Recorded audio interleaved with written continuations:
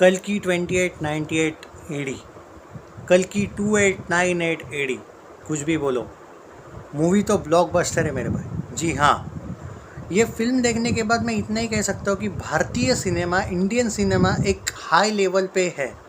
अब जो एक्चुअली यहाँ पे अगर हम ये चीज़ें छोड़ दें कि ये तमिल है या तेलुगु है या हिंदी है या मलयालम है या कन्नड़ा है, अगर हम थोड़ा सोचें कि ये तेलुगु नहीं बल्कि ये भारतीय सिनेमा को आगे लेके जाने वाली फिल्म है, इंडियन सिनेमा को रिप्रेजेंट करती है ये पूरे वर्ल्ड में, जिस तरीके से एक रिस्पेक्ट मिलेगा भारत को, तो भाई मतलब मैं एक ही बात कहने वाला हूँ कि ये बहुत आगे जाएगी।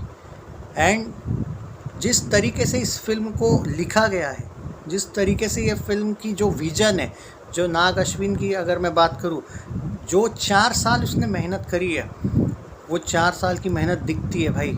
और जो पार्ट 2 का एक्साइटमेंट इन लोगों ने रखा है, जो एक सीक्रेट तो नहीं बोलूँगा मैं, क्योंकि यहाँ पे कोई स्पॉइलर वॉइलर तो नहीं दूंगा, लेकिन एक बात ज़रूर कह सकता हूँ, जो कमल हसन का कैरेक्टर है वो जिस तरीके से इम्पैक्ट डालता है ना इस फिल्म पे, जिन लोगों को महाभारत के रेफरेंसेस पता होंगे वो लोग ज़्यादा डिटेल ये फिल्म को एंजॉय कर पाएंगे। उन्हें पता होगा बहुत सी ऐसी चीज़ें हैं जो महाभारत से, ऑब्वियसली ये फिल्म का जो टॉपिक है वही भैरवा का कैरेक्टर हो या फिर आप कमल हसन वाला जो कली वाला एंगल हो, अमिताभ बच्चन का जो कैरेक्टर है ना मेरे भाई, ये कुछ हाई लेवल है। और जब आप आईमैक्स में देखते हो ना भाई, वो जो एक्सपीरियंस है ना, वो शब्दों में ही बयान नहीं कर सकते।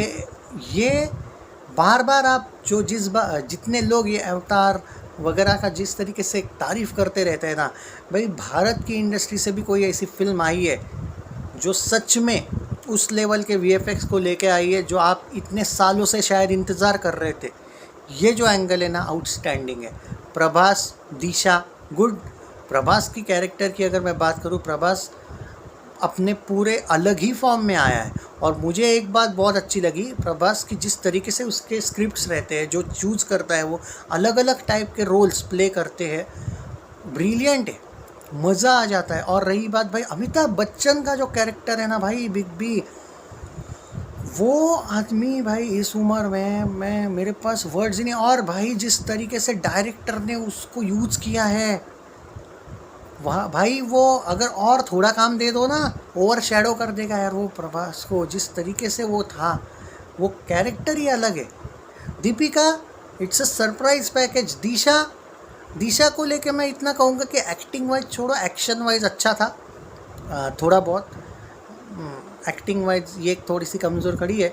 बाकी एक बात ज़रूर कहूँगा, जो लोग बोल रहे हैं कि भाई इसमें कोई निगेटिव पॉइंट्स है, ये है ब्ला ब्ला, मैं बोलूँगा निगेटिव पॉइंट्स नहीं, ये लोग सिर्फ यही बोलेंगे, मुझे पता है ये मोस्ट ऑफ द लोग ये कहेंगे कि जो महाभारत पार्ट अगर इस फिल्म में ये टॉपिक से रिलेटेड है तो ये आधुनिक क्यों दिखाया, ये time machine and all type का, ऐसे कुछ सवाल उठाने वाले कुछ पब्लिक होने वाली है, आई नो दैट। बट इन्होंने समझना चाहिए कि कल की 2898 एडी नाम है इस फिल्म का।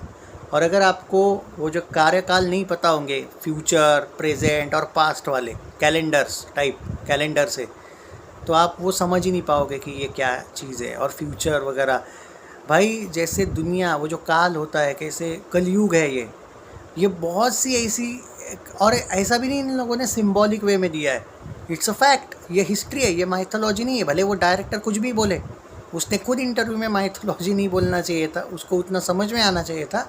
इट्स अ हिस्ट्री, ये हो चुका है, बहुत सी चीज़ें, महाभारत हो चुका है। माइथोलॉजी मतलब कथा है, हिस्ट्री मतलब फैक्ट्स कि हो चुका है, हिस्ट्री है, वो रियल है।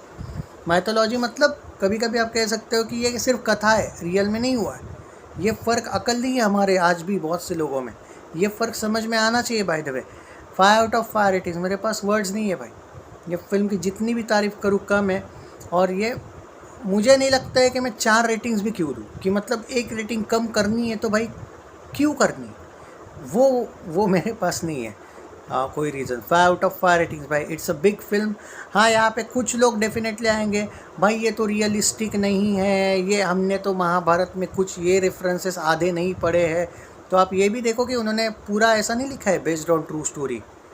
आप जाके देखो, कल्कि के मेकर्स को आई थिंक CBFC वालों ने भी ये लिखने को बोला था कि all the characters and fictions are, ये मतलब ये फिक्शन है, रियल नहीं है टाइप का, ये बोलने डिस्क्लेमर देने को बोला था उनको।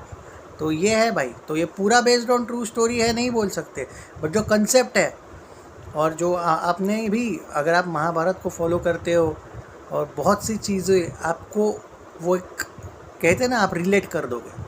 चैनल सब्सक्राइब नहीं किया है तो कर लीजिए, और कुछ लोगों को अगर उनको वो नहीं भी पसंद आई होगी तो मैं समझ लूँगा कि भाई उनको फिल्म समझ ही नहीं आई, क्योंकि बहुत से लोग भारत में ऐसे ही है जो महाभारत वगैरह इनको कोई इससे लेना देना है नहीं, ना इनको कुछ पता है। बात वही है। हाँ मुझे पता है, मैं एक्सपर्ट हूँ भाई। 5 out of 5 शेयर मारो भाई डार्लिंग फैंस।